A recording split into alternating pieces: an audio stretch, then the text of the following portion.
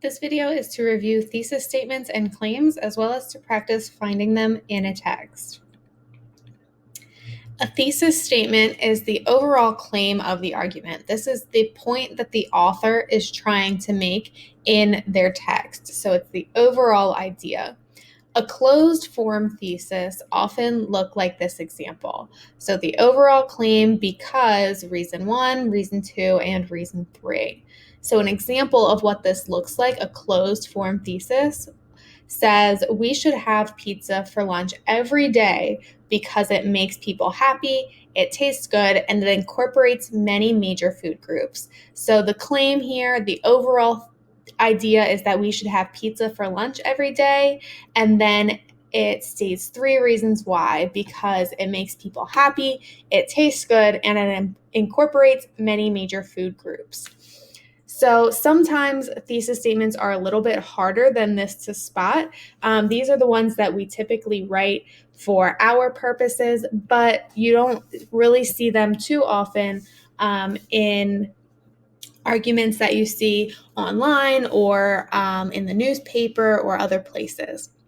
So it helps us to think about what the author's purpose is and then look for the line or lines in the text that most closely state that purpose. So when you're reading an argument, it's helpful to think about what is the author trying to get me to believe and what line in the text or a couple lines show that this is what they're trying to get me to believe. Claims are the smaller points that the author makes to try to support the thesis statement. So in that pizza example from the last slide, the claims are pizza makes people happy, pizza tastes good, and pizza incorporates many major food groups. So the author isn't trying to argue that pizza makes people happy. They are claiming that as a reason that we should have it every day. And same thing with the other two. So your claims are the reasons that the author provides to support their thesis statement or their overall claim. So let's look at an example together. We're going to read this text. It's called Young Activist Pushes to Lower Voting Age to 16 as the Logical Next Step for Gen Z.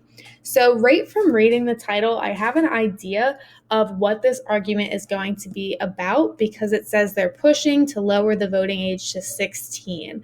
So I have a feeling just from reading the title that that is what the claim or the thesis statement are going to be about.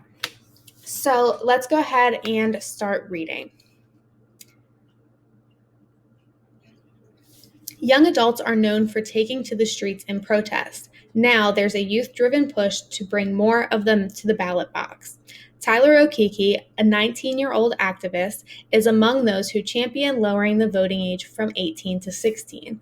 So this sentence right here, talking about this activist, that seems like it could be the thesis statement just based on what I know from the title. So this guy wants to lower the voting age from 18 to 16, but I'm going to keep reading to see if I'm right. Okeke is working to increase the number of eligible voters in the country's most diverse generation and amplify their voices on decisions that will affect their future. Currently, young adults gain the right to vote at 18, the same time they're undergoing significant life transitions, said Okeke, a youth organizer with the nonprofit Power California and a student at the University of Chicago. He said young, newly enfranchised voters often postpone navigating the voting process to focus on employment, higher education, and settling into new cities. If this wasn't the work I was doing for years, I probably wouldn't know the process of getting an absentee ballot to vote in the California election while I go to college in Chicago. Okeke, who is originally from Los Angeles, told NPR's Elisa Chang on All Things Considered. Okeke said 16-year-olds in particular are poised to translate their civic education into civic engagement. The U.S. history that students typically learn at that age, combined with the power to vote at the same time, he said, would create lifelong habitual voters. So from this paragraph, these couple of paragraphs actually, I know that Okeke definitely is trying to lower the voting age to 16. And one of the reasons he's trying to do that is because they will go out and vote, because it's the same time that they are learning about civics and U.S. history in school. The text goes on to say, for decades, young people between 18 and 29 have voted in the lowest numbers of any age group. During the 2018 midterm elections, however, the percentage of 18 to 29-year-old voters jumped to a historic high compared with previous midterms. Many in Generation Z, who were born in 1997 or later, were newly motivated by recent mass shootings to vote in an effort to reform gun policies.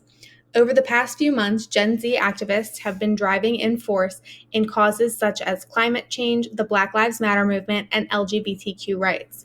A new poll from Power California shows that 18 to 29-year-old voters in the same state put stopping police brutality against Black Americans as their most important political issue. That came out ahead of the need for coronavirus aid, even though more than 1/3 of those surveyed said they are struggling to pay rent or buy basic needs. Even if the voting age were lowered, it wouldn't be the first time. The voting age was 21 before the 26th Amendment was ratified in 1971. At the time, young people argued that if they could be drafted to fight America's wars at 18, their voices should also count in elections. The idea of lowering the voting age has drawn some support, largely from Democrats. Although the effort failed, Representative Ayanna Pressley, Democrat from Massachusetts, proposed an amendment to lower the national voting age to 16 in the House Democrats' voting overhaul bill last year. Easing limitations is on the California ballot this November. If passed, Proposition 18 would allow 17-year-olds who will be 18 by the time of the following general election to vote in primary and special elections. 18 states and Washington, D.C. already allow such pre-18 voter participation. So these last few paragraphs seem to provide some support for why the voting age should be lowered from 18 to 16. So if I go back, people in this age group usually vote in low numbers, but young people are more and more motivated to vote. And this wouldn't be the first time that the voting age was lowered. So it happened once before, so they give that as a reason why it should happen again. Some Republican critics cast the push as a tactic to strengthen the Democratic electorate, given that Gen Zers tend to be more liberal on social issues than previous generations, and Americans of both major parties overwhelmingly oppose extending voting to 16 and 17-year-olds, according to a Hill-Harris-X poll. Opponents often argue that people at that age aren't mature enough or don't know enough to vote. Okiki disagrees.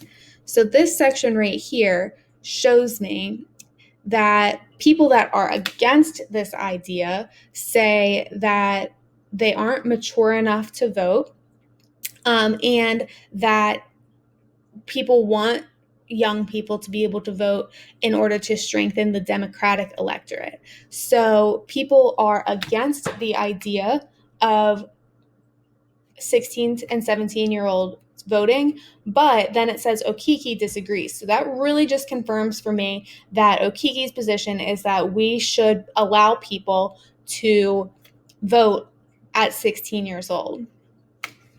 He says, having grown up with the internet, younger generations have greater access to information well beyond the pages of a textbook, he said.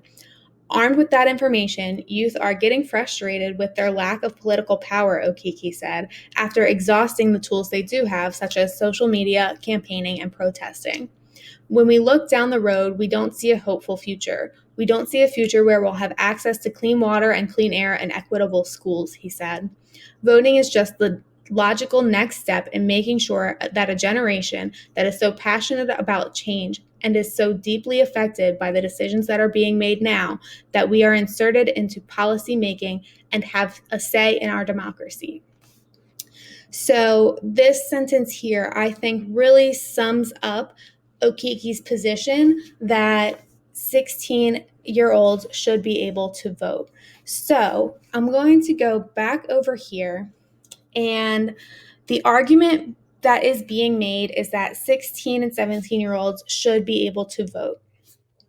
The lines from the text that most closely state that argument are this last one here, that voting is the logical next step in making sure that young people have a say in their democracy, and this one from the beginning that I found, that he is someone who champions lowering the voting age from 18 to 16. So if I had to pick one of those, I would say that this one here summarizes it the best. This tells me right away what Okiki's position is on lowering the voting age. So the argument that is being made is that young people should be able to vote, and the line from the text that most closely states that argument is Okiki is one who champions lowering the voting age from 18 to 16. So now if I go back and think about the reasons that are provided that support that argument, the first one is that young adults at 18, they're going through significant life transitions that often prevent them from being able to vote. But at 16, they are learning about civics and civic engagement, and they're more likely to vote then.